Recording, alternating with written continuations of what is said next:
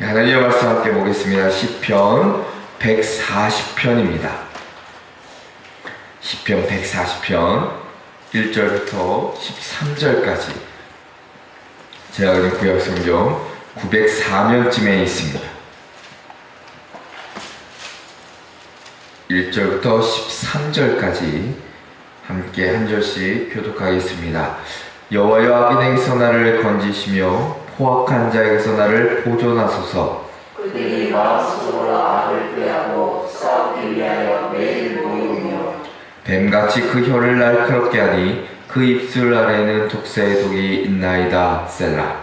여호와여, 나를 지키사 악인의 손에 빠지지 않게 하시며 나를 보존하사 포악한 자에게서 벗어나게 하소서. 그들은 나의 영혼을 밀치려 하나이다. 교만한 자가 나를 해하려고 올무와 줄을 놓으며 길 곁에 그물을 치며 함정을 두었나이다. 셀라. 내가 여호와께 말하기를 주는 나의 하나님이시니 여호와여, 나의 간구하는 소리에 귀를 기울이소서 하였나이다. 내 구원의 능력이신 주 여호와여, 전쟁의 날에 주께서 내 머리를 가려 주셨나이다.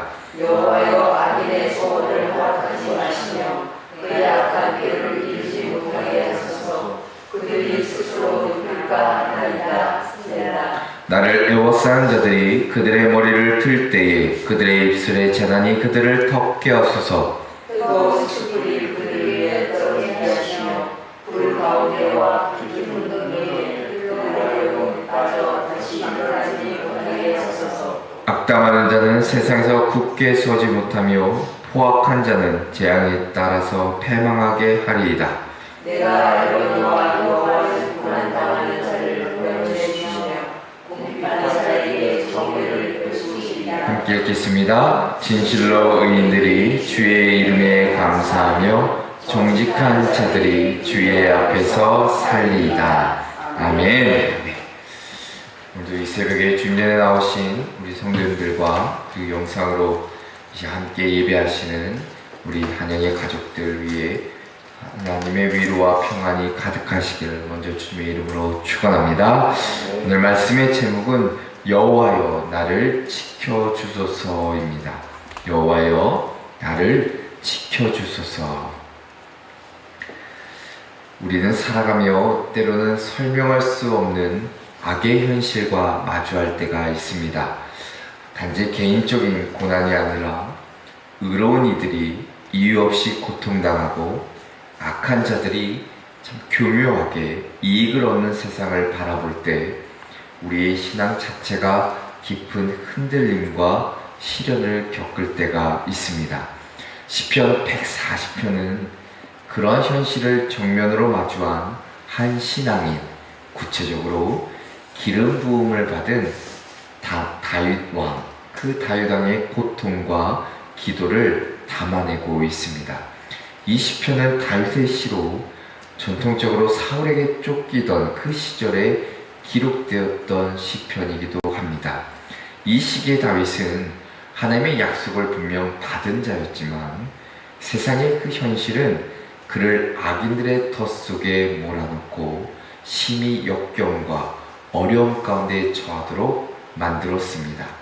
오늘 말씀을 보면 크게 세 단락으로 구분질 수 있는데 1절부터 5절에 보면 그 악인들의 정체, 그들의 술수에 대한 내용이 기록되어 있고 6절부터 11절까지를 보면 하나님께 심판과 더 나아가서는 보호를 간구하고 있는 그 기도의 내용이 담겨져 있습니다. 그리고 마지막 12절과 13절에는 하나님의 정의, 그것에 대한 확신, 그리고 감사의 내용이 기록되어 있습니다. 본문을 살펴보면 다윗을 위협하는 이 악에 대한 묘사가 다양하게 등장합니다.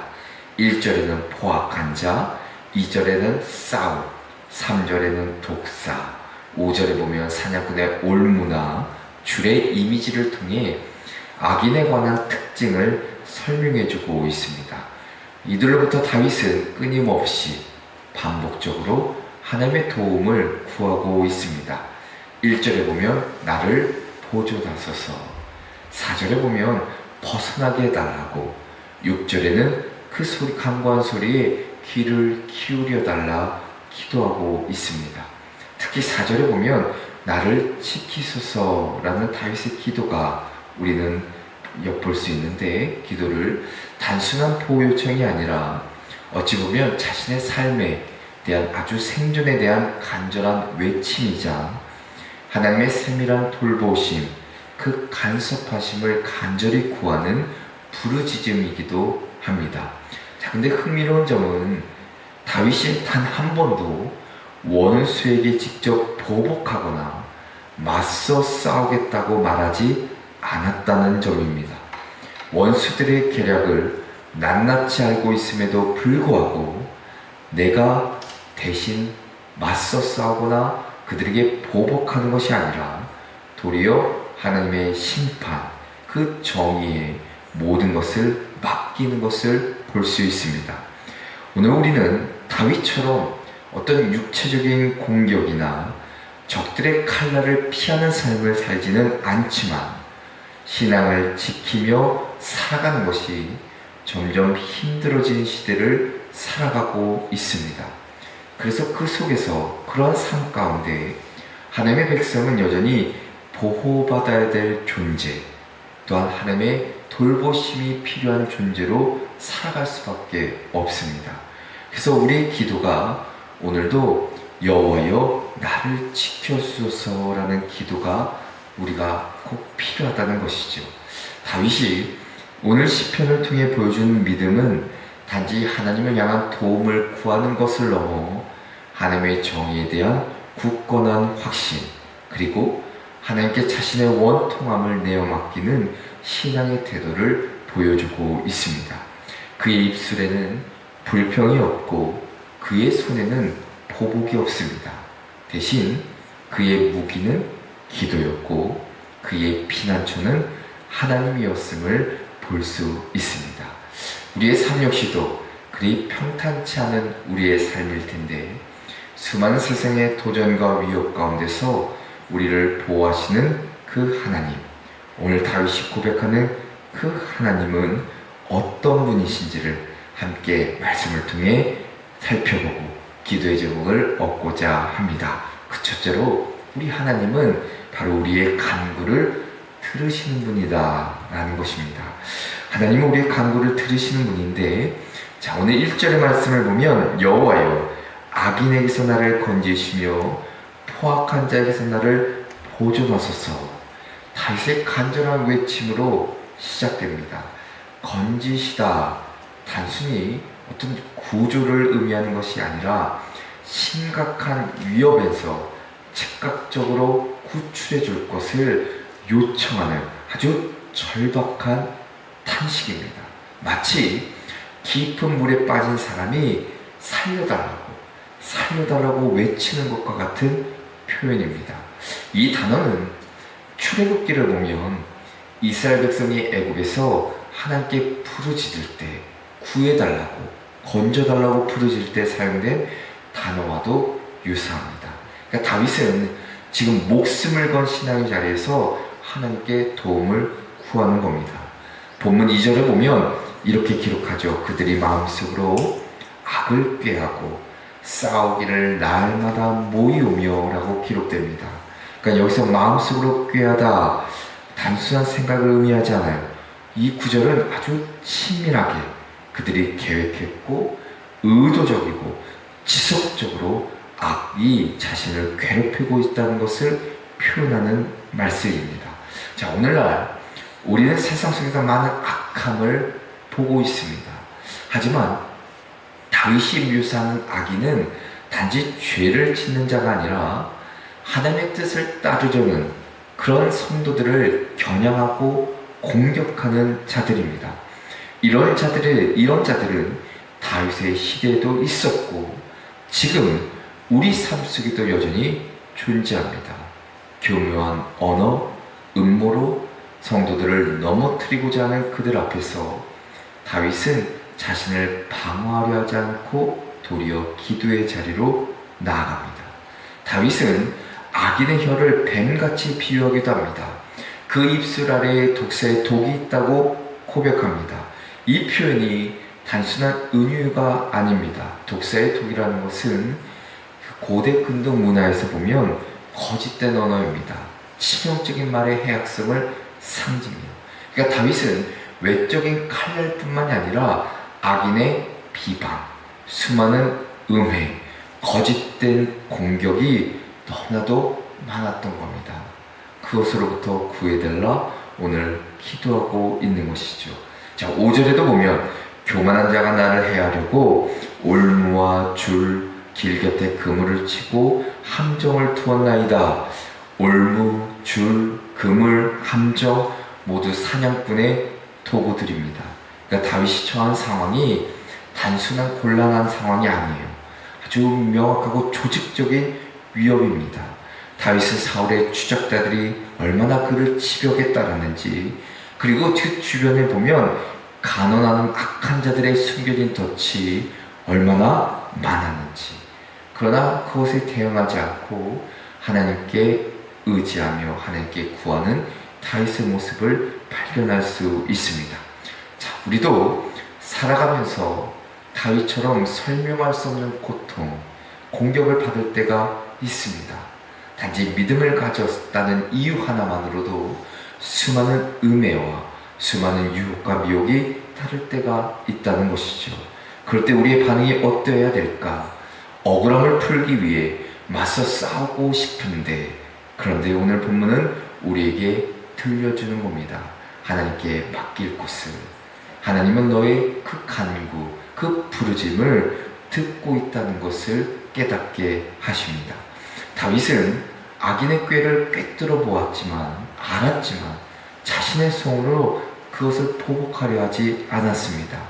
그는 말의 독에 말로 맞서지 않았고 함정에 빠지지 않으려 애쓰기보다 하나님께 더욱 기도하며 자신을 맡겼다라는 겁니다.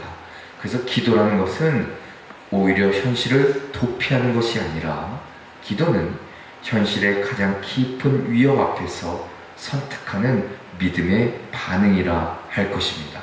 오늘 우리가 드리는 기도, 여호와여 나를 지켜주소서라는 그 기도는 단지 보호해달라는 간청이 아니라 하나님만이 나의 구원자 되시고 나의 피난처 되어 주시며 나의 기도를 들어주시는 분임을 우리가 믿음으로 고백한다는 것을 잊지 마시고, 다시 한번 그 간구를 들으시는 하나님 앞에 먼저 기도하시는 저와 여러분 되시기를 주님의 이름으로 축원합니다. 둘째로는 하나님은 정의로 심판하십니다.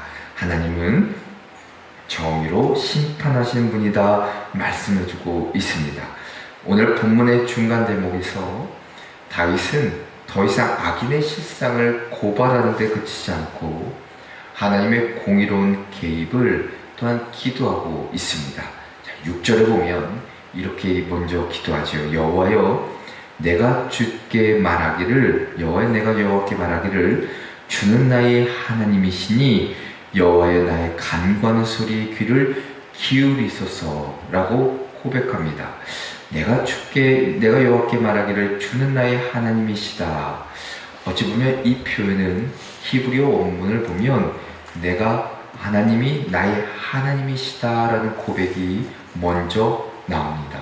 그리고 자신의 간구의 내용을 이어가고 있는데, 자 7절에 보면 전쟁의 날에 주께서 내 머리를 가리셨나이다 라고 표현하지요.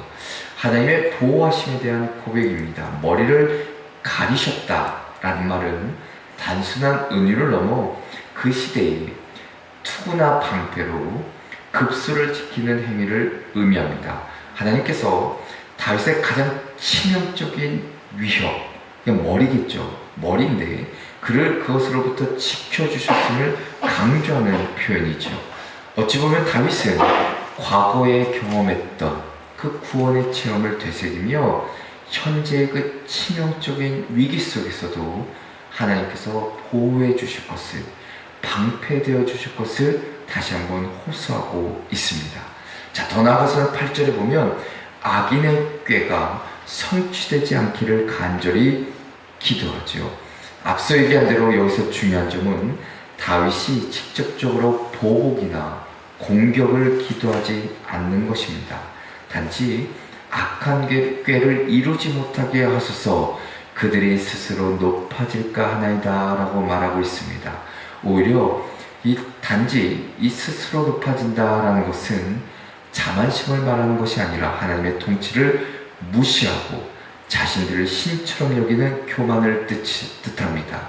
그러니까 악인의 꾀가 이루어지면 결국 하나님의 이름이 조롱당하고 정의는 땅에 떨어지게 되기에 다윗은 하나님의 공의가 다시금 세워지기를 간절히 구하고 있는 것입니다. 더 나아가서 9절과 10절에 보면 강력한 심판이 등장하죠. 그들의 입술의 재난이 그들을 덮게 하소서.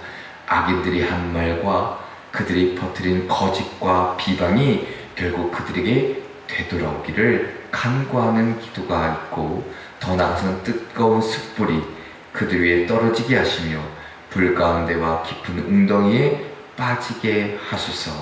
하나님의 공의 앞에서 결코 피할 수 없다는 사실을 다시 한번 선언하며 또한 간절히 기도하는 장면이 성경에 기록되어 있습니다. 어찌 보면 하나님의 심판은 반드시 이루어진다는 사실을 다윗의 입술을 통해, 그의 고백을 통해 우리는 발견할 수 있습니다. 다윗은 상황을 해결하기 위해 사람을 의지하지 않습니다. 도망자의 신세였지만 손에 칼을 들기보다 무릎을 꿇었고 입술로 대항하지 않고 기도로 호소했던 그 다윗의 성숙한 신앙의 자세를 우리는 발견할 수 있습니다. 오늘날 우리도 수많은 악의 목소리, 부당한 공격 가운데 마주할 때가 있습니다. 때로는 억울하기도 하고, 때로는 불합리한 구조 앞에, 또한 사라져버린 정의 앞에서 우리의 마음이 분노하거나 무기력에 빠질 때가 있다는 것입니다. 그러나 오늘 시편 140편은 우리에게 분명 들려주고 있습니다. 하나님은 오늘도 의로운 재판관이시고 당신의 백성을 정의로 돌보시는 분이라는 사실을 오늘 성경 말씀은 우리에게 일러주고 있습니다. 그리고 하나님은 지금도 그 악인의 꾀를 꺾고 계시고 내버려 두지 않으시고, 인간의 힘이 아니라 하나님의 정의가 이 땅에 세워질 것이라는 사실을 우리에게 다시 한번 들려주고 계십니다. 우리도 그렇게 다윗처럼 기도로 맞서야 되는 것이고, 하나님의 정의가 이 땅 가운데 다시 한번 회복되고 세워질 수 있도록 그 믿음으로 다시 한번 이 나라와 백성, 이 땅을 위해서 간절히 기도할 때 우리의 기도를 외면치 않으시고 반드시 이 땅 가운데 역사하시는 하나님의 놀라운 손길을 보게 될 줄로 믿습니다. 끝으로는 하나님은 의인을 붙드시고 끝내 승리하게 하십니다. 하나님은 의인을 붙드시고 끝내 승리하게 하십니다. 자, 시편 140편은 처음부터 악인의 포악한 그 꾀, 비방과 공격으로 가득한 현실을 고백하며 기도하고 있지만 끝자락에 이르러서는 다른 분위기로 이렇게 바뀝니다. 하나님의 공의를 향한 신뢰와 찬양으로 마무리되는데, 다윗은 12절에 이렇게 고백합니다. 여호와는 고난당한 자를 변호해 주시며 궁핍한 자에게 정의를 베푸시리다 라고 이야기합니다. 억울함을 호소할 아무 힘없는 자가 하나님의 도우심 외에는 다른 기대가 없는 절박한 상황에서 호소하고 있는 그 간절함이 오늘 이 말씀 안에 담겨져 있습니다. 다시 말해, 하나님은 힘없고 가난한 자들의 외침을 무시하지 않으시고 반드시 그 억울함을 풀어주시는 하나님이심을 다윗이 고백하고 있는 겁니다. 궁핍한 자에게 정의를 베푸신다. 궁핍한 자라는 것은 경제적 가난뿐만이 아니라 사회적으로 억압받고 소외된 모든 약자를 포함하는 개념입니다. 고대 이스라엘 사회에서 이들은 늘 부당한 착취와 차별의 대상이었고, 인간의 법정에서는 송사조차 받아들여지지 않는 아주 연약한 자들이었습니다. 그런데 하나님은 그런 자들의 사정을 외면치 않으셨다는 겁니다. 그들을 회복시키시고 그들의 간절함을 들어주셨다는 겁니다. 그래서 13절에 그 고백의 절정이 기록되어 있습니다.